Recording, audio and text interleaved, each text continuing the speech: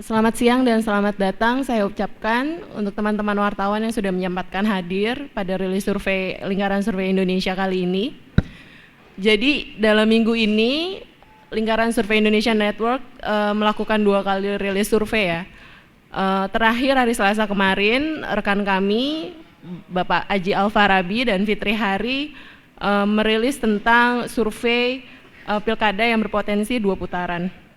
Nah, sedikit mengingatkan hasil rilis kemarin, jadi Lingkaran Survei Indonesia menemukan data di mana hasil survei untuk Pilkada DKI Jakarta menemukan apabila simulasi 3 pasang antara pasangan Ahok Jarot, Anies Sandiaga dan Agus Silviana Murni, pasangan Ahok Jarot masih memimpin dengan perolehan 31,4%. Namun jika dilihat lagi dengan tren yang ada, sebenarnya tren elektabilitas Ahok ini semakin menurun dibanding bulan-bulan sebelumnya. Setidaknya dari segi elektabilitas dan kesukaan tren Ahok ini menurun. Pada survei bulan Maret, elektabilitas Ahok ada pada angka 59,3%. Pada survei Juli yang dilakukan LSI kembali turun menjadi 49,1% dan terakhir September kemarin ada di angka 31,4%. Lalu untuk variabel kesukaan, Ahok pada Maret kemarin masih tinggi sekitar 71,3%, lalu pada bulan Juli turun sedikit 68,9%, dan September terakhir 58,2%. Kemarin kami menemukan beberapa alasan kenapa pasangan Ahok Jarot semakin menurun tren elektabilitas dan kesukaannya.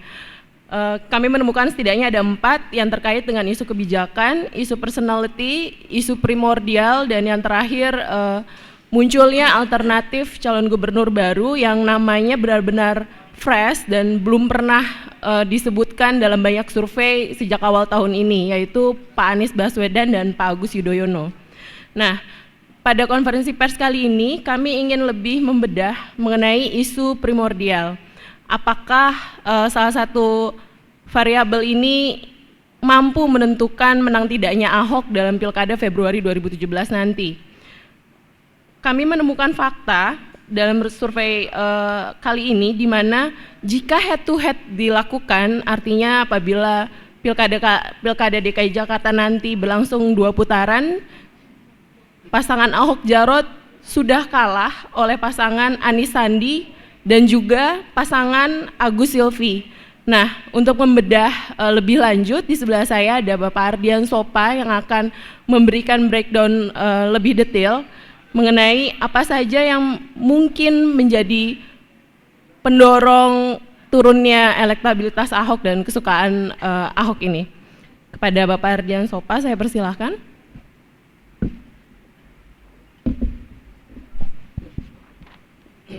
Terima kasih Mbak Dewi Arum yang saya hormati.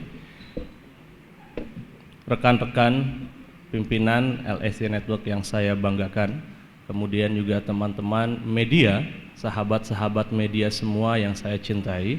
Alhamdulillah dalam waktu 2 minggu kita kembali melakukan rilis. Betul, kita melakukan rilis karena kemarin kita hari Selasa, kita hari Jumat sekarang melakukan rilis kembali. Mengapa? Karena banyak sekali pertanyaan. Jadi setelah kemarin kita selesai rilis, banyak sekali pertanyaan yang menyatakan ini ada kemungkinan 2 putaran. Ketika 2 putaran potensinya seperti apa? Makanya kita adakan rilis hari ini.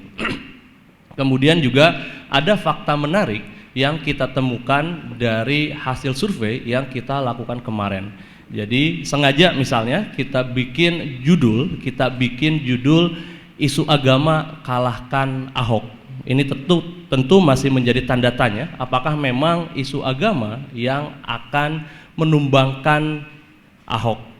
Apakah isu agama yang akan menumbangkan Ahok?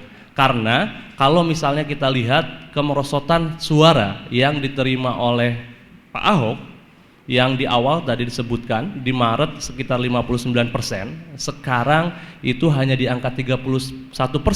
Ini juga ada kesesuaian data dengan meningkatnya anti Ahok yang dilatar belakangi oleh agama. Jadi data kita memperlihatkan juga bahwa ternyata sentimen anti Ahok karena alasan agama Jadi masyarakat yang tidak ingin dipimpin oleh non-muslim itu ternyata untuk yang sekarang ini meningkat. Jadi angkanya dari 40 kemarin di bulan Maret, sekarang di angka 55%. Jadi memang ada fakta seperti itu. Terlebih bahwa sentimen-sentimen ini pasti potensial akan terus berlanjut sampai dengan nanti masa pemilihan di 15 Februari 2017 yang akan datang. Kita tahu sendiri sekarang ini lagi ramai misalnya kasus tanda kutip tafsir mengenai surat Al-Maidah ayat 51 yang dipermasalahkan, dilaporkan ke Barreskrim karena dianggap melecehkan agama. Meskipun Pak Ahok sudah memberi klarifikasi, kita tunggu kelanjutannya seperti apa. Kemudian juga ada statement dari Ketua MUI yang menyatakan kita harus memimpin pemilih muslim. Jadi sentimen-sentimen ini potensial akan semakin membesar. Dan kesimpulan kita juga terlihat ketika misalnya head to head itu pasangan yang ada Ahok Jarot ternyata sudah dikalahkan oleh pasangan baik itu Anies Sandi maupun pasangan Agus Silvi. Tentu ini adalah data yang menarik. Mengapa ini bisa terjadi? Karena kemarin kita tahu bahwa ketiga pasang meskipun suara Pak Ahok ini turun, tetapi dia masih leading di antara calon-calon yang lainnya. Tetapi ketika head to head itu ternyata ada perubahan peralihan suara, sehingga ternyata kalau misalnya head to head itu suaranya Ahok Jarot itu lebih rendah dibandingkan dengan Anies Sandi ataupun Agus Silvi. Jadi nanti sama-sama kita bedah kenapa misalnya fenomena itu terjadi dan apa yang menyebabkan hal itu terjadi. Baik teman-teman semuanya, sebelum kita masuk nanti ke data survei, perlu kita sampaikan, saya yakin teman-teman sudah melihat ini berulang kali, tetapi saya perlu menyampaikan ini bahwa ini pertanggungjawaban kita terhadap rekan-rekan, termasuk juga terhadap masyarakat, bahwa kita tidak pernah bermain-main dengan angka karena berhubungan dengan reputasi kita, dengan kredibilitas yang sudah kita bangun. Apalagi misalnya sekarang untuk konteks DKI, saya yakin tidak hanya lembaga kita yang melakukan survei, tetapi juga lembaga-lembaga lainnya, karena YDKI ini induknya pilkada di 2017. Jadi ini hasil kita bahwa kemarin pileg kita tracking dan alhamdulillah secara mayoritas hasilnya tepat, dan ini juga yang kita lakukan metodologinya sama dengan yang kita lakukan dengan yang survei kita sekarang. Kemudian juga untuk ini lebih kepada Pilpres, padahal ada juga data yang terbaru, ini yang di 2009, kita ingin menunjukkan bahwa sejak lama, jadi tidak hanya LSI bermain di akhir tahun 2014 atau misalnya di yang sebelum-sebelumnya, tapi dari 2009, bahkan dari 2004 kita sudah mulai tradisi survei, tradisi prediksi dan lain sebagainya. Jadi secara asam garam, LSI insya Allah sudah lebih banyak menerima asam garam dibandingkan dengan lembaga-lembaga yang lain. Dan ini juga nanti saya harap buat teman-teman bisa untuk melihat kira-kira mana lembaga yang teman-teman bisa percayai, mana yang teman-teman bisa sebagai perbandingan. Kita lihat track record-nya saja. Kemudian ini metodologi survei, jadi metodologi survei pengumpulan data tetap di tanggal 28 sampai dengan 2 Oktober, yang berarti sekitar 1 minggu yang lalu kita ambil data di masyarakat. Kemudian metode sampling multi stage random sampling sama dengan yang kita mendapatkan record. Kemudian juga ini metodologi standar yang sudah LSI lakukan terus menerus dan hasilnya juga tepat. Kemudian jumlah responden awal 440 responden. Seringkali orang bertanya dengan 440 apakah bisa menjelaskan masyarakat Kota Jakarta yang pemilihnya lebih dari 5 juta sekian. Mohon maaf, jangankan yang 5 juta, kita di Jawa Timur misalnya, teman-teman bisa cek track record LSI di Jawa Timur dengan pemilih sekitar 30 juta, sama dengan responden 440, kita juga bisa menggambarkan keadaan di Jawa Timur.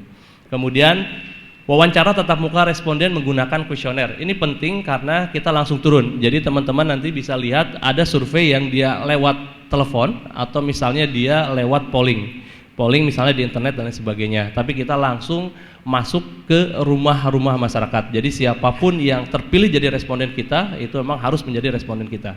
Kemudian margin of error plus minus 4,8%. Jadi intinya bahwa semua masyarakat yang sudah punya hak pilih tentunya di Jakarta mempunyai kesempatan yang sama menjadi responden dari LSI. Metodologi survei, dan kita lihat hasil dari head to head pasangan ketika memang ada head to head antara pasangan Ahok Jarot lawan dengan Anies Sandi. Jadi kepada masyarakat kita tanyakan, jika pilkada diikuti dua pasang calon, yang berarti misalnya ada kemungkinan di Jakarta, karena di Jakarta ini 50% plus 1, sehingga memang ada kemungkinan dengan melihat data survei yang ada sekarang ini, kemungkinannya 2 putaran, kemungkinan potensial 2 putaran, sehingga kita tanyakan ini, dan memang hasilnya ternyata ketika hanya 2 pasang, itu pasangan Ahok Jarot itu sudah dikalahkan oleh pasangan Anies Sandi. Jadi 38,0% lawan 32,1%. Jadi ada selisih sekitar 7 sekian persenan ya. Jadi ternyata yang ketika 3 pasang itu Ahok Jarot masih unggul, tetapi ketika dia head to head itu posisinya adalah seperti ini. Jadi Anies Sandi itu lebih unggul dibandingkan dengan Ahok Jarot. Ini adalah datanya dan kita tanyakan kepada masyarakat, pertanyaannya adalah seperti ini. Dari data ini kita bisa melihat bahwa memang ketika Ahok Jarot masuk ke putaran kedua menjadi PR yang sangat berat karena buat incumbent, posisi dia adalah sekarang incumbent, kemudian dia memasuki pertarungan, ternyata posisinya sudah kalah seperti ini. Jadi memang untuk Pak Ahok Jarot sebenarnya dia harus berusaha bagaimana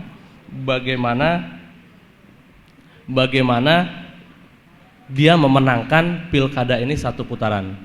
Ini juga penekanan bahwa kita tanyakan ketika pilkada hari ini. Tentu kita masih ada waktu sampai bulan Februari nanti, banyak yang berubah dan sebagainya. Tetapi ini adalah modal dasar. Jadi warning sebenarnya buat seorang incumbent ketika posisinya sudah dikalah, tetapi juga untuk Anies Sandi ini juga sebuah potensi yang memang kalau misalnya tidak dikelola dengan baik ini juga akan percuma.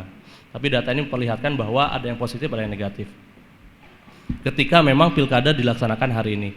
Kemudian kita lihat secara kalau misalnya Agus dilawan dengan Ahok atau Ahok lawan dengan Agus.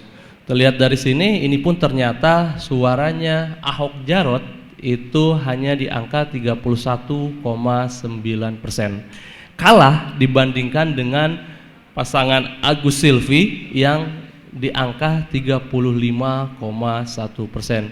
Ini juga sebuah warning buat incumbent dengan posisi yang ada sekarang ini, dan ini juga sebuah peluang buat Agus Silvi sebenarnya, tinggal dia kelola dengan baik, trennya positif, tinggal dilanjutkan dan seterusnya. Tetapi lagi-lagi ingin saya ingatkan bahwa ini adalah potret pilkada hari ini. Ketika pilkada dilaksanakan hari ini, tentu akan bisa berubah tergantung dari pergerakan masing-masing kandidat yang ada. Pergerakan pasangan Ahok Jarot maupun pasangan dari dalam konteks ini Agus Silvi. Jadi memang ini konteks untuk yang ada sekarang. Tetapi ketika katakanlah dua-duanya bergerak dengan langgam yang sama, dengan tempo yang sama, dengan tipe-tipe kampanye hampir mirip, otomatis hal inilah yang nantinya akan terbentuk. Kecuali ada perubahan-perubahan besar, ini juga nanti datanya akan berubah.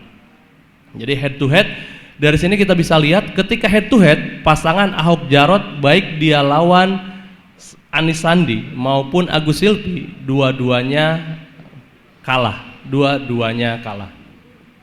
Kemudian kita bedah dari segi pemilih.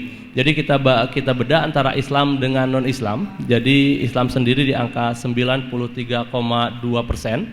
Secara basisnya ini yang pilih Anies Sandi ini di angka 40,3%. Kemudian yang non-Islam basisnya hanya 6,8%, tetapi relatif bulat ya, sekitar 76,6% itu pilih Ahok Jarot Ahok Jarot. Jadi memang terlihat dari sini ada polarisasi dukungan. Jadi yang Muslim itu memang lebih pilih Anies Sandi dibandingkan dengan Ahok Jarot. Kemudian yang non Islam ini juga ada polarisasi, lebih pilih Ahok dibandingkan dengan Anies. Jadi pemilih Muslim seperti ini. Kemudian kita lihat dari segmen suku. Ini juga data yang menarik karena polarisasinya terlihat begitu jelas.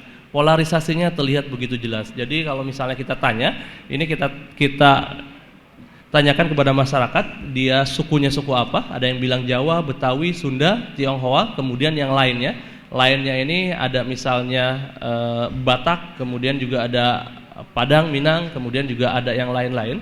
Kita gabungkan di lainnya ini. Terlihat dari data sini, ini memang juga terjadi polarisasi yang sangat kentara.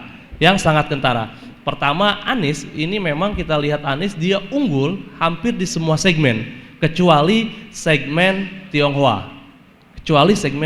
Dia unggul di Jawa, dia unggul di Betawi, dia unggul di Sunda. Kemudian juga dia unggul di lainnya ini ada Batak, kemudian juga ada Minang dan seterusnya yang lain itu yang kecil-kecil. Kemudian dia hampir unggul di semua suku yang ada di Jakarta, yang bertempat tinggal di Jakarta, tetapi hanya kalah di Tionghoa. Berkebalikan dengan Pak Ahok Jarot, ini dia relatif kalah di suku-suku yang ada, dia unggul di Tionghoa. Jadi nanti setelah ini kita coba lihat, kita buka profil nanti kita bisa menggambarkan sebenarnya profil pemilih Agus Sandi ini seperti apa. Anies Sandi. Kemudian pemilih Ahok Jarot ini seperti apa, nanti kita akan coba ini kan. Tapi sebelum itu kita lihat dulu data-data ini. Kemudian distribusi yang ketiga. Ini menarik karena memang terlihat polarisasi yang kuat. Ini misalnya untuk tingkat pendidikan, untuk yang lulus SD atau di bawahnya itu memang polarisasinya lebih dukung pasangan Ahok Jarot. Tetapi untuk yang pendidikan dari SLTP atau pernah kuliah di atasnya atau biasa kita sebut sebagai pendidikan tinggi, ini memang lebih banyak ke Anies Sandi. Anies Sandi ini juga terlihat polarisasinya yang kuat ya. Jadi Anies unggul di pendidikan tinggi, kemudian Ahok unggul di pendidikan rendah. Kemudian untuk usia, ini menarik usia karena kita membandingkan antara tua dan muda. Kita ingin tahu yang dipilih oleh kelompok muda itu yang mana, yang dipilih oleh kelompok tua yang mana. Dan data ini memperlihatkan bahwa ternyata kelompok muda bahkan sampai dengan umur 40 tahun itu dukungan lebih banyak terhadap Anies Sandi. Tetapi untuk yang umur 40 sampai 50 tahun ke atasnya itu dukungan lebih ke Ahok Jarot. Jadi ini data menarik sekali karena sebenarnya di daerah-daerah lain agak jarang ketika polarisasinya mengkutub begini ya. Jadi kutub-kutubnya lebih enak terlihat sebenarnya. Kemudian jadi dilihat dari sini usia muda, jadi pemilih-pemilih muda, saya yakin di sini muda-muda, saya nggak tahu apakah memang berkesesuaian atau tidak. Tapi ini adalah bukan sampling dari teman-teman, tapi sampling keseluruhan secara masyarakat Jakarta. Tapi muda-muda ini memang lebih condong ke Anies Sandi dibandingkan dengan ke Ahok. Kemudian untuk pemilih, untuk segmen pendapatan kita menjadi tiga. Jadi terlihat Anies ini ternyata untuk pendapatan dia malah unggul di pendapatan yang sampai dengan 3,5 juta. Jadi 3,5 juta ke bawah, yang pendapatan per bulannya 3,5 juta ke bawah, itu lebih pilih Anies Sandi dibandingkan dengan Ahok Jarot. Kebalikannya, untuk yang penghasilannya di atas 3,5 juta itu ternyata lebih banyak pilih Ahok Jarot. Menarik juga karena ini terjadi polarisasi. Kemudian satu lagi yang menarik adalah dari distribusi pemilih partai. Jadi ini adalah bukan suara elit partai, tetapi adalah suara grassroots. Jadi kepada responden kita tanyakan dulu dia pilih partai apa, kemudian sekarang pilihannya kemana. Yang dulu dia pilih PDIP atau merasa punya kedekatan dengan PDIP, ini memang polarisasinya ke Ahok Jarot. Tetapi untuk partai-partai yang lainnya, tentu Anies Baswedan ini dari Gerindra, kemudian juga dari PKS, ini relatif memang ke dia. Yang menarik adalah suara dari Partai Golkar, karena kita tahu bahwa Golkar secara institusi, secara partai dia dukung Ahok Jarot. Tetapi ternyata dilihat dari sini, dilihat dari data kita bahwa pemilih-pemilih Golkar itu ternyata kalau misalnya ada dua pasang calon ini lebih pilih Anies Sandi dibandingkan dengan Ahok Jarot. Jadi memang Anies unggul di pemilih partai pengusung. Kita tahu pemilih partai pengusung dia ada di Gerindra sama PKS. Kemudian juga Ahok dia unggul di pemilih partai pendukung PDIP, tapi minus hanya partai Golkar saja. Kemudian kemana suara Hanura, Nasdem dan sebagainya? Ini memang bisa jadi responden tidak menjawab, bisa jadi masuk di partai lainnya karena kecil yang menjawab, ataupun dia masuk ke rahasia. Dan bisa jadi ini di rahasia karena secara suaranya pun lebih besar di rahasia ini. Jadi partai pengusung relatif konsisten kecuali memang di Partai Golkar. Ini adalah distribusi pemilih Anies versus Ahok. Kemudian kita juga bedah satu-satu distribusi pemilih Ahok versus Agus. Jadi kalau tadi Anies dengan Ahok, sekarang Ahok dengan Agus. Ini juga terjadi polarisasi yang kuat, polarisasi yang kuat antara dua kandidat ini, karena terlihat ternyata untuk segmen muslim sendiri misalnya ini memang lebih banyak ke Agus dibandingkan dengan ke Ahok Jarot. Tetapi untuk non Islam ini juga sama dengan tadi datanya Anies Ahok, yang non muslim lebih banyak pilih Ahok Jarot. Kemudian untuk yang distribusi pemilih ini juga sama. Jadi memang Ahok ini terlihat dia unggul di segmen Tionghoa, sama ketika lewat lawan Anies. Dan Agus Silvi ini lebih banyak di luar Tionghoa. Kemudian untuk segmen distribusi pemilih usia juga sama. Jadi yang muda pilih Agus, yang tua ini pilih Ahok ketika dua pasang ini. Kemudian pendidikan yang pendidikan atas ini juga hampir sama datanya dengan yang tadi, bahwa pendidikan atas lebih banyak ke Agus dibandingkan dengan ke Pak Ahok. Kemudian Pak Ahok Jarot ini hanya unggul di segmen bawah ya, segmen bawah. Kemudian untuk pendapatan juga sama, dia unggul di bawah tetapi kalah di pendapatan atas. Di tengah-tengah ini relatif imbang. Kemudian yang menarik lagi bahwa ternyata sama juga, ternyata partai pendukung ini Ahok menang di PDIP, tetapi untuk yang lain-lain dia kalah. Jadi partai pengusung Agus ini dia unggul, Demokrat, kemudian juga ada P3, kemudian juga ada partai lainnya nggak kita masukkan.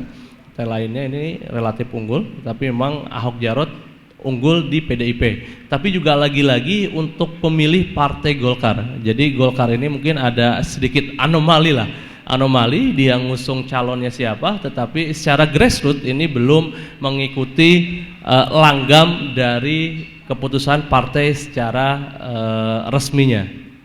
Dan ini mungkin pemilih Golkar tipikal menarik juga, nanti kita bahas.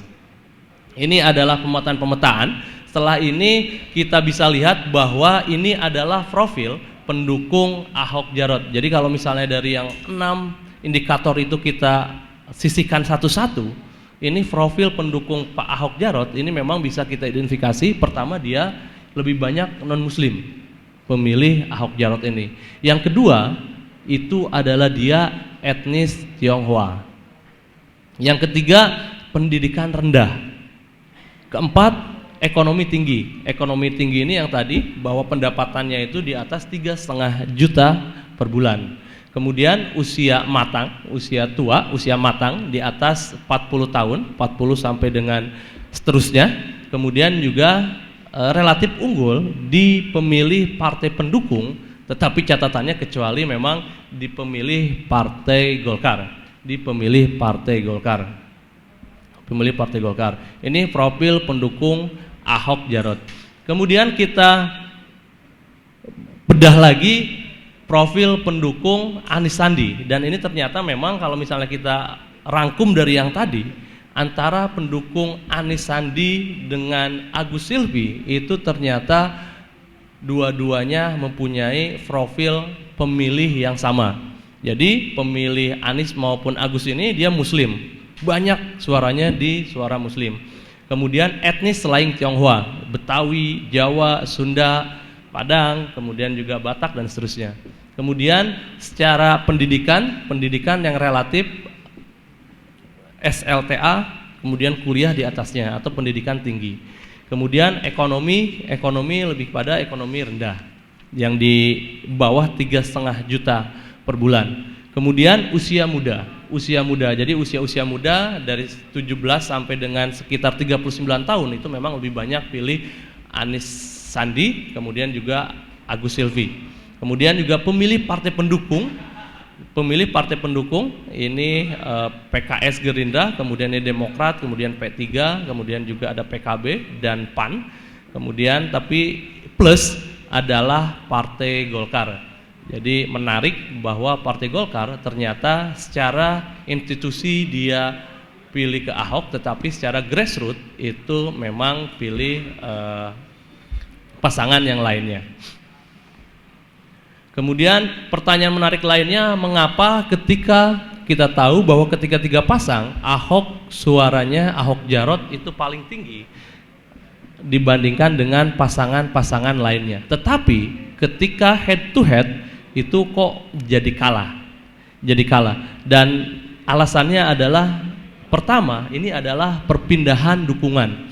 Jadi teman-teman bisa tadi saksikan bahwa pertama ketika Ahok versus Anies itu suara-suara yang dukung Agus Silvi itu ternyata larinya lebih banyak kepada Anies Sandi.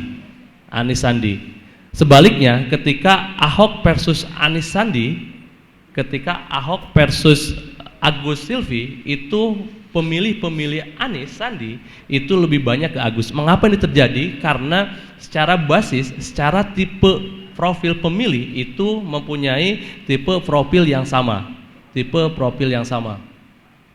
Profil pemilih yang sama. Buktinya mana? Buktinya kita coba cross tab. Jadi di statistik sendiri bisa kita cross tab. Jadi yang dia pilih Agus Silvi ketika misalnya dia awalnya pilih Agus Silvi, ada sekitar 19,3%. Kemudian ketika calonnya ini ada 2, kemudian kita lihat dia pelarian suaranya kemana? Memang ada yang ke Ahok Jarot, tetapi secara jumlah hanya 14,3%.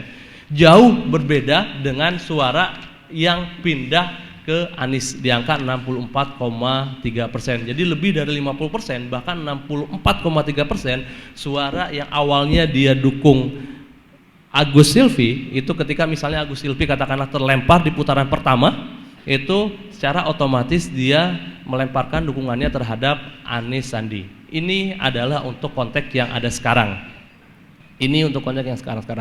Kemudian kalau misalnya yang terlempar ternyata adalah Anies dengan Sandi, suaranya kemana? Ketika terlempar Anies dan Sandi, pemilih Anies Sandi ini memang 59,1%, hampir menyentuh angka 60%, itu larinya ke Agus Silvi. Hanya 8,6% yang lari ke Ahok Jarot. Jadi ini memperlihatkan bahwa memang kenapa misalnya ketika 3 pasang Ahok Jarot menang, tetapi ketika 2 itu kalah karena memang tipe profil pemilih dari 2 kandidat yang lain selain Ahok ini tipe profil yang sama, sehingga ketika salah satu tidak maju dia mengalihkan dukungan ke yang satunya lagi. Ini adalah sebab yang pertama, perpindahan dukungan. Kemudian yang kedua juga pemilih Muslim. Jadi memang kita lihat tadi bahwa Anies Agus ini unggul di pemilih Muslim, dan kita tahu sendiri bahwa basis pemilih Muslim ini lebih dari 90%. Dan yang menarik adalah pemilih yang tidak menginginkan non muslim menjadi gubernur, angkanya ini naik. Jadi memang sentimen agama di latar agama, sentimen anti Ahok yang di latar belakangi agama ini adalah ini.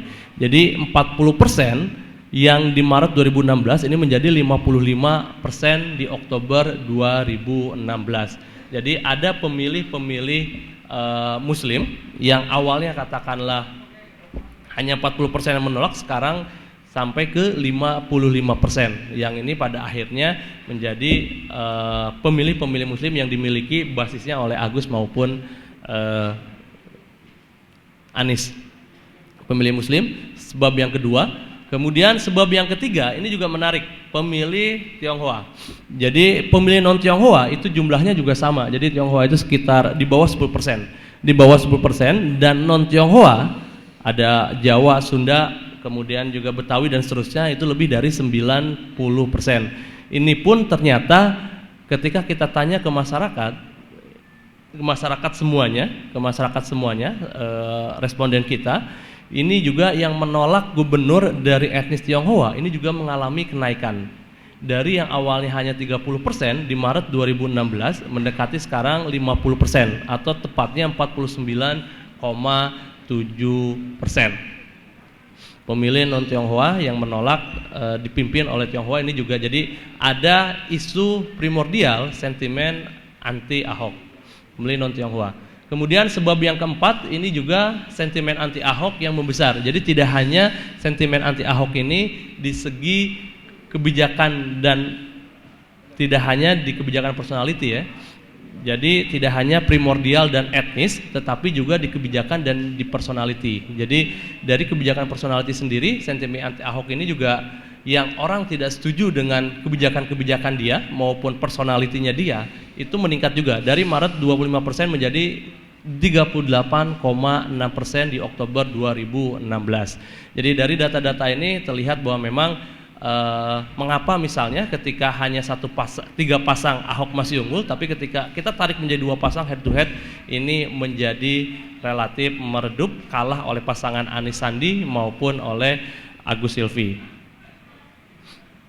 Kemudian ini yang menarik juga, mengapa misalnya isu penolakan gubernur non muslim naik, tadi datanya itu dari 40% ke 55%, karena memang kita lihat ada mobilisasi yang aktif dari tokoh-tokoh maupun organisasi. Kita ingat misalnya Risalah Istiqlal ini, mungkin secara nama kita tidak terlalu aware, tetapi kita tahu bahwa ada kegiatan di Istiqlal yang pemimpin-pemimpin Islam kumpul di sana, kemudian menyatukan visi bahwa dia ingin pemimpin yang muslim.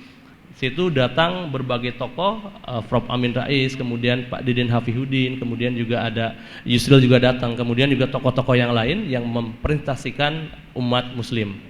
Kemudian yang kedua, ini juga mungkin teman-teman secara nama tidak ingat, tetapi saya yakin ketika kita flashback ke demo menolak gubernur non muslim di Monas dengan besar-besaran, itu juga teman-teman saya yakin ingat, dan ini juga yang menyebabkan kenapa misalnya sentimen anti Ahok berdasarkan agama itu juga naik. Kemudian juga yang baru-baru, meskipun baru statement, tapi dari kemarin-kemarin sebenarnya sudah ada himbauan Ketua MUI, memang secara tidak langsung dia ngomong bahwa kita harus pilih pemimpin muslim. Kita harus pilih pemimpin muslim. Kemudian yang keempat juga yang besar ini, Ahok seringkali dianggap blunder merespon Islam ya. Blunder merespon Islam. Jadi ada beberapa hal yang dianggap blunder merespon Islam, sehingga pada akhirnya Islam seakan-akan face to face dengan Ahok Jarot, dengan Pak Ahok, face to face. Ini mengasah isu penolakan. Kemudian pertanyaan yang menarik buat pendukung-pendukung Pak Ahok misalnya, apakah bisa Ahok Jarot bangkit kembali? Tentu data ini adalah potret akhir September sampai dengan awal Oktober 2016 ini.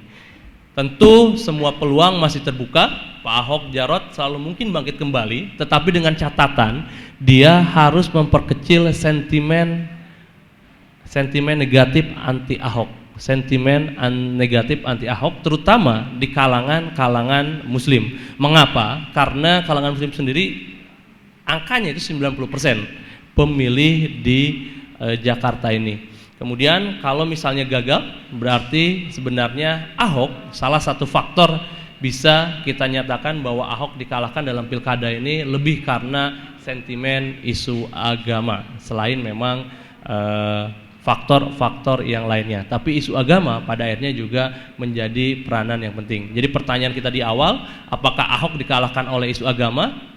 Tentu kita tunggu sampai dengan nanti 2017 bulan Februari, tetapi secara proyeksi sudah terlihat ketika misalnya kalah karena memang disinilah letak kesalahan apa yang dilakukan oleh pasangan-pasangan yang ada. Itu adalah hasil potretan kita yang sebelumnya. Tentu ini menjadi catatan. Saya yakin juga buat teman-teman ini menjadi catatan yang penting, terutama juga buat kandidat-kandidat yang bertarung. Karena ini adalah peta politik memang sebelum nanti tanggal 28 semua kandidat-kandidat ini bertarung untuk dalam masa kampanye.